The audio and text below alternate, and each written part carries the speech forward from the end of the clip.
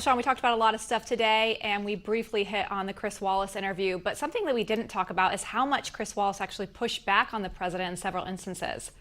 Yeah, you're absolutely right. Let's go to this part of the interview where they talk about Biden's plans to defund the police. But why is it so bad right now? They've run them poorly. It was always bad, but now it's gotten totally out of control. And it's really because they want to defund the police. And Biden wants to defund the police. Sir, he does not. Well, you hear that? He does not. That's what Chris Wallace says. Well, let's hear what Biden himself said about defunding the police. We agree that we can redirect some of the funding.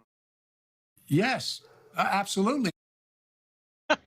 Lyndsay, I don't know that you could get any clearer than that. Yes, defunding. Yes, diverting the money. That's defunding.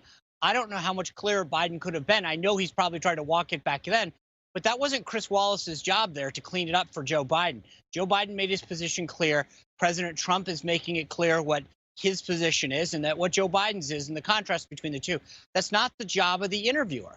Yeah, I think that's really interesting. We've seen something similar with Candy Crawley, I think a few years back, just pushing back on the interview. You know, if Trump wants to say that and it's incorrect, then that's on Trump. But obviously in this instance, it wasn't. He was correct on the point. And for Chris Wallace to push back, he's wrong. So I think, you know, to your point, you're right. It's not the interviewer's job to necessarily do that. Let the interview say what they want there. Yeah, I mean, this should have been the job of Chris to say, well, what did he say or why do you say that? But not to unequivocally rush to Biden's defense.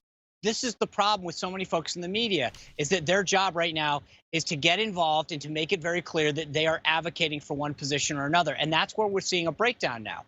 Yeah, and I think Dave Rubin made some really good points about that and how, you know, journalists are now coming in and actually editing. They edited that interview there after the fact. He should have come prepared.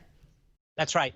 All right. Well, a lot more to talk about tomorrow on the show. We got former governor of Illinois, Rod Blagojevich. We've also got Mike Lindell from MyPillow and talk about all of his upcoming projects. Jonathan Swan, political reporter from Axios, is going to join us to discuss the news of the day. And Steve Sanchez and Jessica Delos will be here as well. All right. Well, that's our show. Make sure you tune in to Greg Kelly Reports. His special guest is Texas Congressman, former Navy SEAL Dan Crenshaw. That's coming up next.